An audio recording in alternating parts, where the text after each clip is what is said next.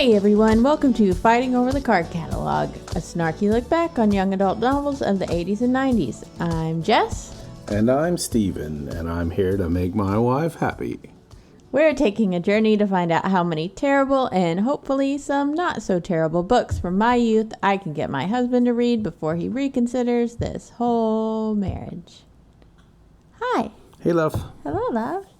Happy Pride, everybody. Happy Pride. Happy Pride. So this week we read Sleepover Friends number 2, starring Stephanie, by Susan Saunders, published in 1987. Sleepover Friends, starring Stephanie. Spotlight on fun! The Sleepover Friends are at a slumber party at Kate's house when they hear about the video contest. A new rock group is filming in their town and the girls have a chance to win the grand prize, a part in a real rock video! Stephanie's convinced she'll turn into a glamorous TV star. Plus, it's the perfect way to get Michael Pastor to notice her. Then Stephanie blows an audition for the lead in the school play, and Shy Patty gets the part. If Stephanie can't act in a school play, how will she ever be a video star? She's so furious she wants OUT of the Sleepover Friends. At a sleepover party, there's only room for one star. Okay, again, a terrible blurb because, finding out about who gets the part and stuff is in, the last 2 chapters. Yeah. That was terrible. Yeah. Boo to you, blurb writers. Stephanie's a real bitch about it. Stephanie's a real bitch about it. She's the one that blew it. She did. And she takes it out on Patty. She does. And now we're at the end of the book already. So bye, everybody. So I guess that's what we thought about it overall. So let's rate it. Scale of 1 best book ever to Dementor's Kiss of 10 sucking your reading life out of your soul. I've got to say it was so much fluff that there was so little story in it. I probably would have enjoyed it as a 12-year-old. Mm-hmm. But as a 40-plus guy, I'll have to give it a 5. And it only gets some good because it's so short. Yup. Yeah, I'm going to have to give it a 5 too because it's just, there's not a whole lot there. Yeah. But it's, it's got your fluffy general fun of a Sleepover Friends book. But yeah, the actual plot itself, not great and ruined for you by the back of the book. Yeah, so there's three major things that happen in the story. Yeah. And they're all just they're really just fluff. Yeah. I read most of it, and then I went and looked at my original blog post for it, and today, and I was like, oh, I forgot that happened in this book, even though I read it 2 days ago. Because, all the chapters are very, they connect technically, but it's they're different little stories in each chapter practically. Yeah. With the moose and the cousin and yeah. Okay, so there were four main. Oh. So let's get into chapter by chapter. So the girls are watching a movie at their sleepover, as they tend to do, when they see a commercial for a new music group called Boodles. Did you note that they're called Boodles and not the Boodles? It bothers me a lot. Yeah, I didn't really notice. Yeah. And that's Boodles with a B. It's like poodles. Mm-hmm. But with a B as in boy. Anyways. So, the awesome Boodles are going to be filming a video in Riverhurst. And if you can guess where it will be filmed from the clues they give out, you can be in it. And the girls think that would be really cool, of course. When I was 10, yeah. It doesn't take a genius to figure out where it is by the second chapter. No, it doesn't. But the girls don't have that pointed out to them. Like they're not led to see it like we are. Right. So yeah, I'll give them that. It's not like a gun sitting there that has to be used. Right. But it is a light sitting there. So over the course of the night, the girls accidentally eat most of a chocolate mousse that Kate's mom made for a party the next night. And so the girls do their best to do a new one, and they end up making a huge fucking mess. But they eventually get it done, even though it takes all fucking night. But again, they're 10, so... Yeah, I mean, you can't see that you're making a big crater in the right. thing of mousse. No, these kids knew what they were doing. Oh, yeah. I didn't mean that. I meant taking all night to make a new one. Yeah, I'm just saying that they were acting all innocent, like, I just took a couple of spoonfuls. Know. I didn't realize. No, you've got eyes in your head. You can see. Yeah.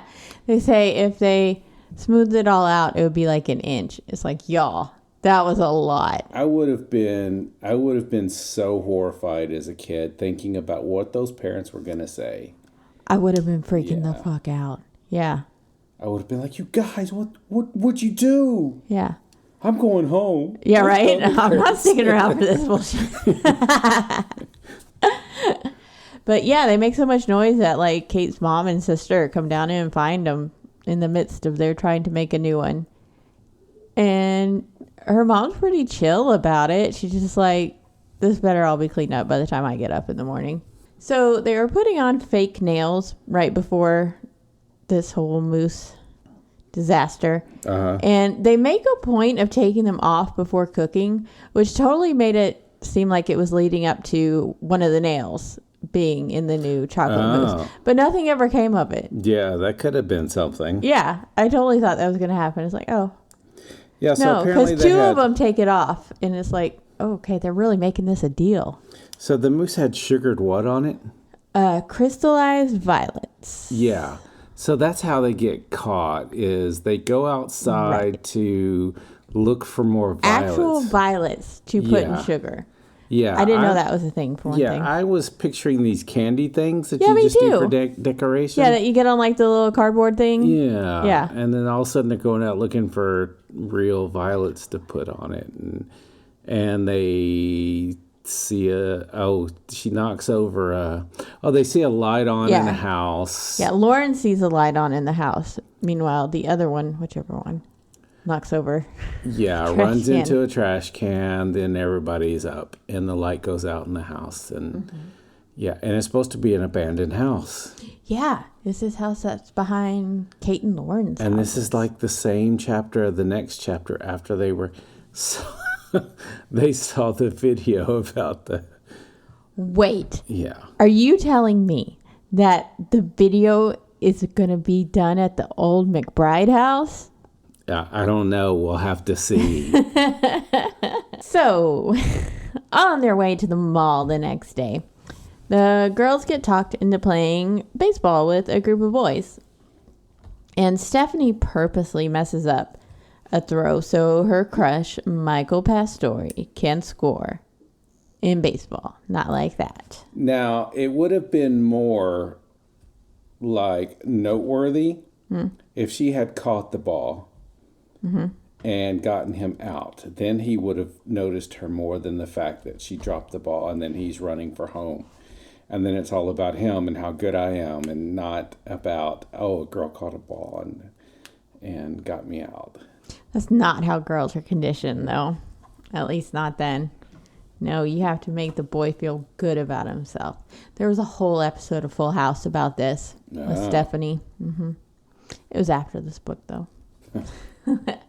Stephanie doesn't think Michael sees her at all.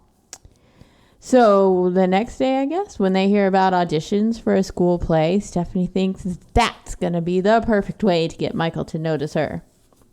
And she gets Patty to agree to audition too, even though she's super shy and messes up a whole lot when they're rehearsing. The other girls, I appreciate that they're doing behind the scenes stuff. Lauren's working on painting sets. They're not building sets, which bummed me out, but I guess it's a bunch of fifth graders 4 classes of 5th graders. That's a lot for power tools. And then Kate, wanting to be a movie director, is being assistant director for this show, which is unfortunately a melodrama. And I hate melodramas so much. So the next sleepover is at Patty's house, and her annoying cousin Lester is staying there for the weekend. And he pulls a bunch of pranks on the girls, like putting red pepper on their pizza without them knowing it, and olive oil in their sodas, which is... Yeah, so he cost the dad this little guy. I know. money because he had to buy a new pizza. Yeah. I mean, that's this dad who's already taking 6 kids out, because it's her brother too. But no, then he locks them up in the attic. Yep.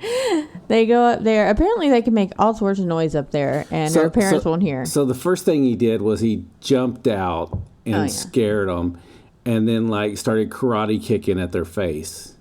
Yeah, that's fucked So up. that's how you're introduced to him. Yeah. So you hate this kid. And Lester. The second thing was the pizza and olive oil in the drinks. Yeah.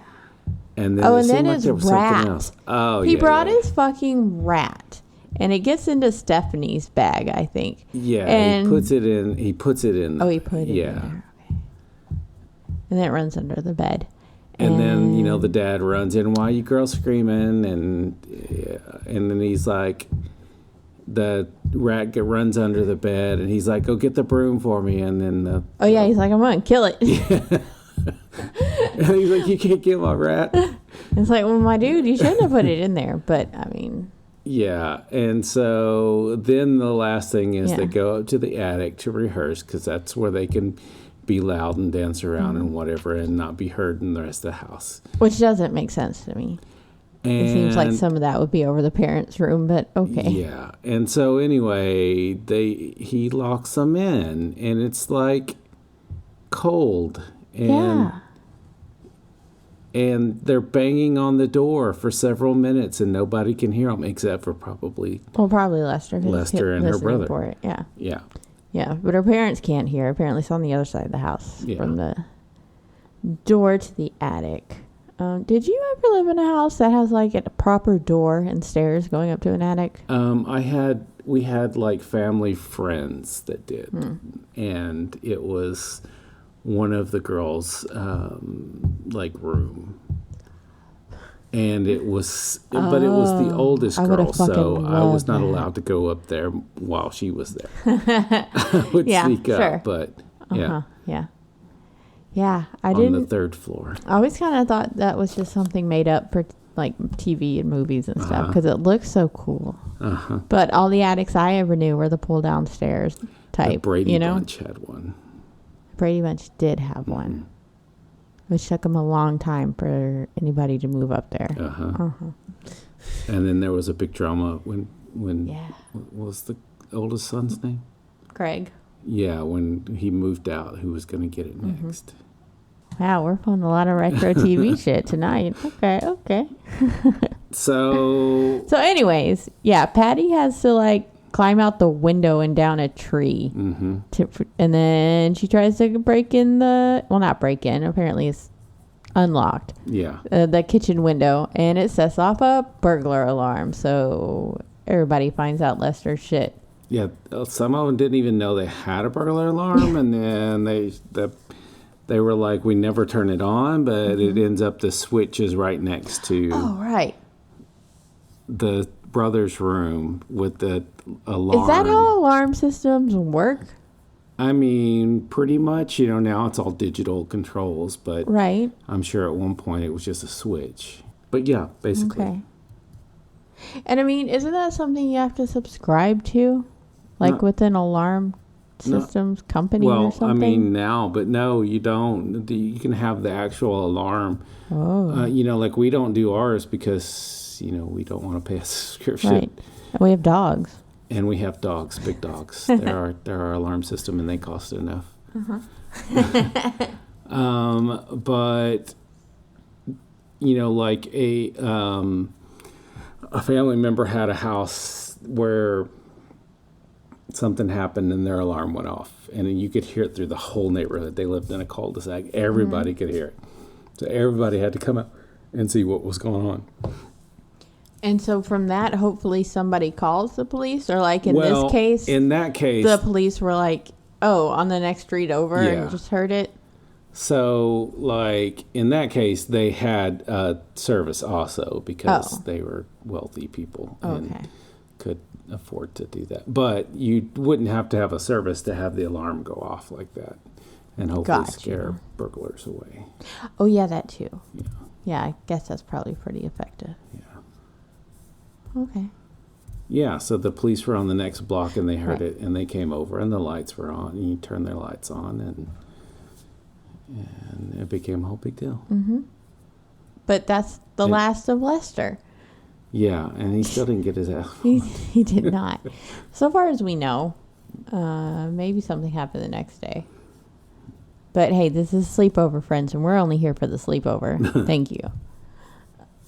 I guess a lot of kids like that, it goes under the, if I can't get positive attention, then I'll get negative attention.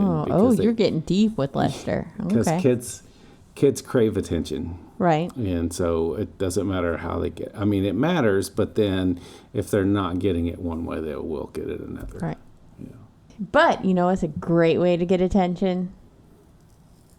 Being in the school play. I was going to say, being in the school play. So, on the day of auditions, Stephanie and Patty have to read this scene with Michael. And Stephanie gets so much stage fright because of his presence, I guess. I'm guessing. I mean, he's not even on stage yet. He's just in the wings. And she can't talk. She can't remember the lines. She can't remember the lines that she memorized, which you don't need to do at an audition. It's nice. But anyways, it just seems really weird because I know she like threw the game or whatever, but she was able to exist around him before. So yeah, it's very weird. But Patty does a fine job, however, because she's rehearsed so much with Stephanie, and she's worried about Stephanie and not herself. So she's not freaking out. Yeah. So, of course, as we learned from the back of the book, Patty ends up getting the lead part. And guess what? Michael's going to be her love interest. Mm-hmm. So, Stephanie's fucking pissed, and she won't talk to any of the other girls and refuses to go to the next sleepover at Lauren's house. Girl, calm your tits. It's your own fault. Yeah. I mean, stew over it, but don't take it out on Patty. Take it out on yourself. And Lauren and Kate, they didn't do a damn thing.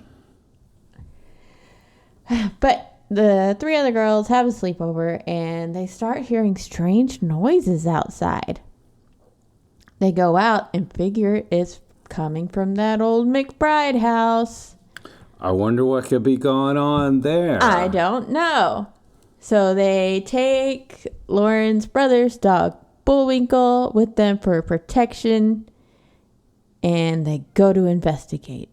Suddenly, Bullwinkle takes off, and when they catch up with him, Bullwinkle's on top of Russell Gardner, the lead singer of Boodles. Dun, dun, dun, dun. So the girls figure out that this is where the video will be shot. And learning, they call Stephanie to tell her, and that she gets over all her madness, I guess. Then they learn that making a video is a lot of work. Yeah, so like they're the only ones there.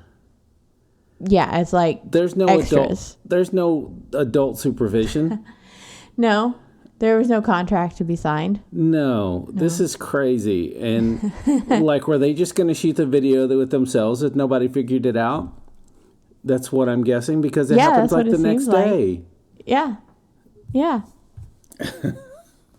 But, I mean, they also learned that Boodles... I think Susan Saunders got lazy and didn't want to look up what it actually took to make a video or anything like that. Wow. Yeah. On her second book. Yeah. I love this series. I don't know what else she wrote. Anyway, they learned Boodles isn't a very good band. Right. And they got worse the more they played. Yeah. But Stephanie decides she's forgotten about Michael, and now she thinks this Russell Gardner guy is cute.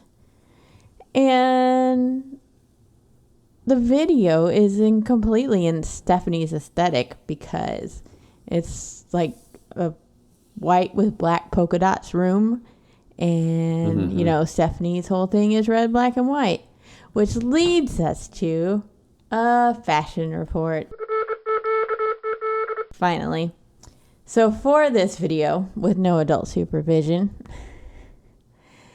Kate wears black jeans and a red and white sweatshirt. Patty wears red and black t-shirt with white sweatpants. Lauren wears red sweatpants and a black and white sweatshirt, while Stephanie wears a black and white jumpsuit and red dangly earrings. That is a lot of sweat clothing. Yeah, do we know what time of year? I don't guess. Oh, I'm not thinking about that. It was cold in the attic at one point, but yeah, it seems fall. Like, that's not what I'm concerned about. I'm concerned about how these look. Sweatpants in a music video. No. Come on. I guess you don't have the same opinion, but yeah, it's a bit sloppy. I don't really care. I just don't care. You just don't care. I mean, here we go. It's a band who's trying to break out, and they put 12-year-olds in their video. Right. But the girls think it's a very big deal. Of course. You know? So you think they'd be wearing their absolute best. Whatever. But right. In sweatpants just doesn't seem like it to me.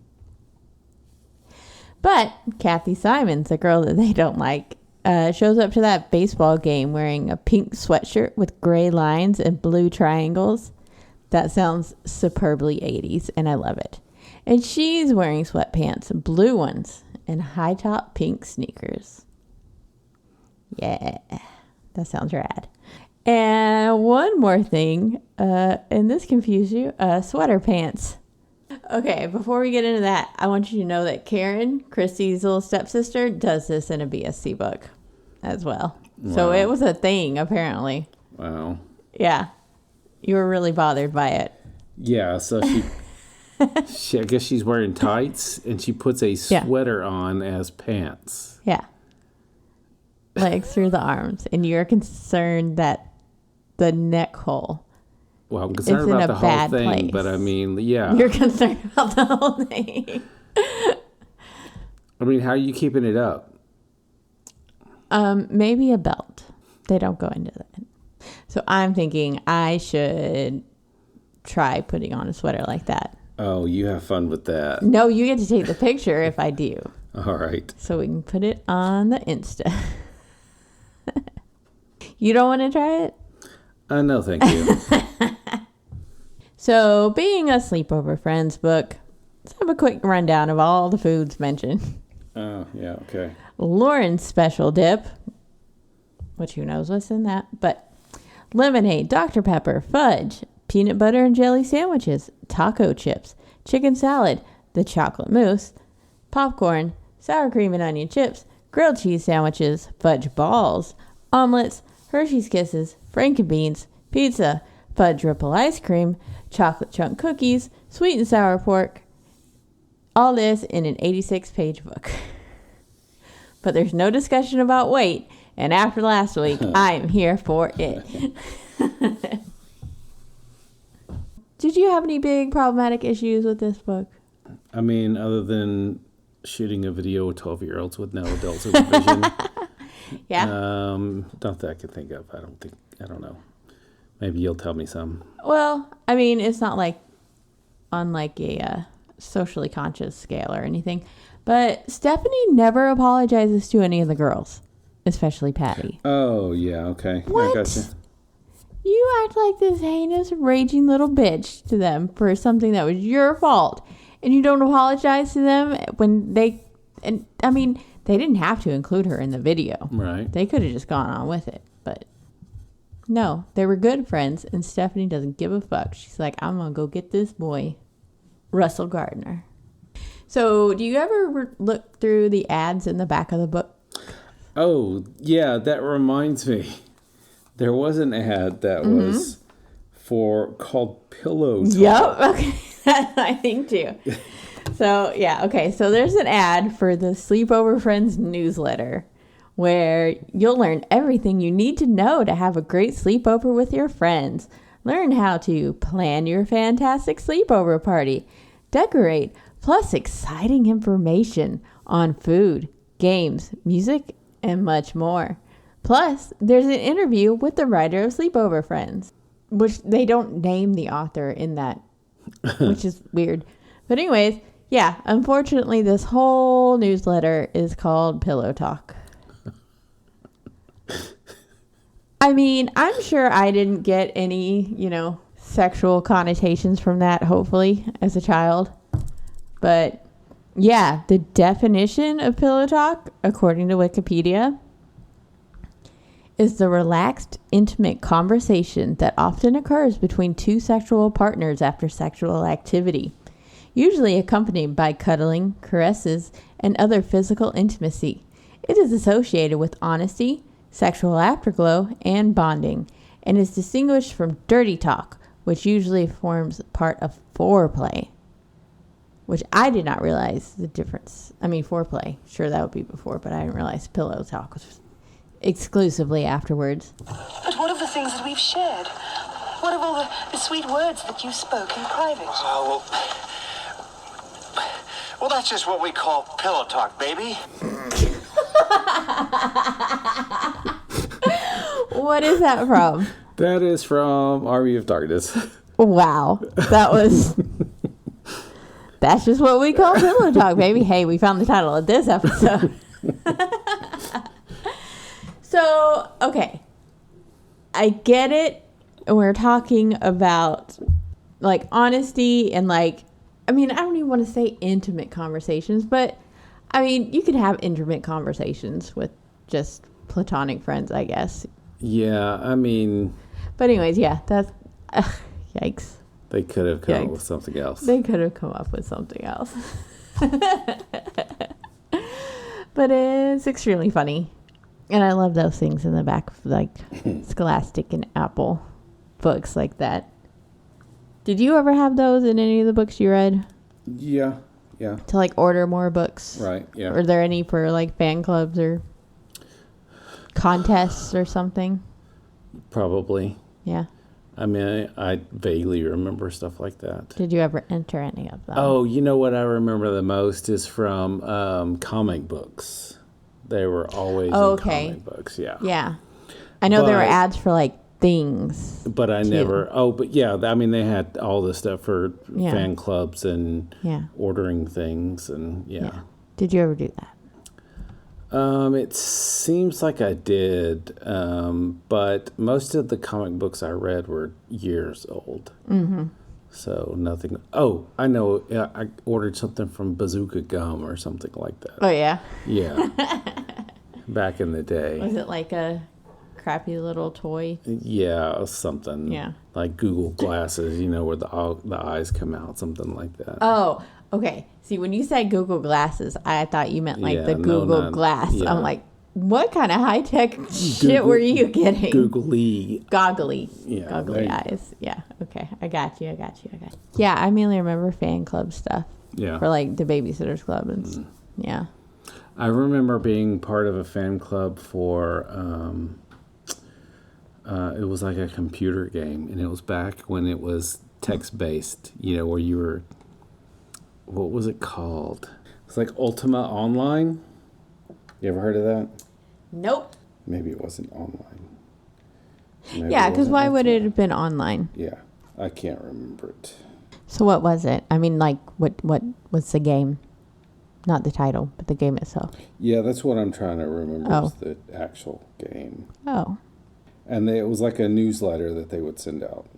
What would the newsletter have?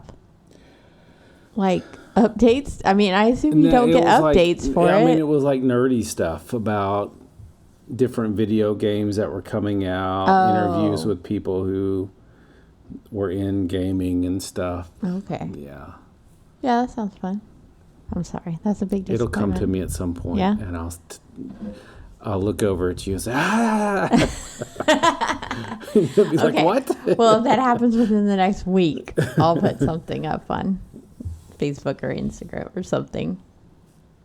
And if you would like to see that, find us on Facebook and Instagram at Fighting Over the Card Catalog, and at Twitter on Card Catalog Pod. And my personal Twitter is at Just Digress.